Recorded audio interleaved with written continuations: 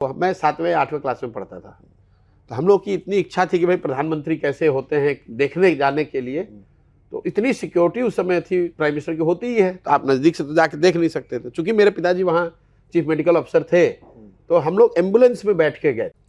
अच्छा, हमें कहा जाता है कांग्रेस के नेताओं द्वारा कि प्रियंका गांधी आपकी एज ए पोल स्ट्रेटेजी बहुत बड़ी फैन रही है। नहीं, ये देखिए, फैन तो कोई नहीं होता है। फैन क्या होगा, वो लोग बहुत बड़े लोग हैं, हम लोग साधारण लोग हैं। हमारी क्या विसात है कि प्रियंका गांधी हमारी फैन होंगी। हम लोग बहुत साधारण परिवार से आते हैं। मैंने ये पहले घटना भी बताई है, जब मेरे पिताजी यहाँ पर बक्सर में चीफ मेडिकल अफसर थे, तब राजीव गांधी मतलब प्रियंका जी के फादर प्राइम मिनिस्टर थे।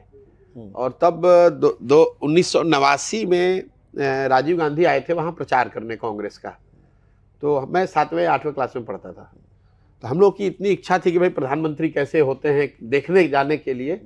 तो इतनी सिक्योरिटी उस समय थी, प्राइम मिनिस्टर की होती ही है, तो आप नज़दीक से तो जाके देख नहीं सकते थे। चूंकि मेरे पिताजी वहाँ चीफ मेडिकल अफसर थे, तो हम लोग एम्बुलेंस में बैठ के गए थे, क्योंकि एम्बुलेंस को अलाउ होता था कि वो स्टेज के नज़दीक पहुँच सकती है गाड़ी मेडिकल नीड के हिसाब से। तो हम लोग एम्बुलेंस में बैठकर देख रहे हैं कि ये प्रधानमंत्री इस तरह से लोग आते हैं, ये इस तरह दिखते हैं, इस तरह से ये लोग आते जाते हैं। उस स्थिति से उठकर मैं जहाँ पर हूँ, मैं ये कभी नहीं कहूँगा कि उनके बच्चे हमारे फैन हैं। हम बराबरी पर, हाँ ये जरूर है कि मैं बैठ के बात करता हूँ तो बराबरी पर ही करता हूँ। करते हैं, फैन वाले अप्रिशिएट करते हैं। मतलब मैं बराबरी बात करता हूँ। मैं कभी किसी के सबसर्विएंट होकर मैंने काम किया नहीं है और आगे करूँगा भी नहीं। वो उनको भी मालूम है।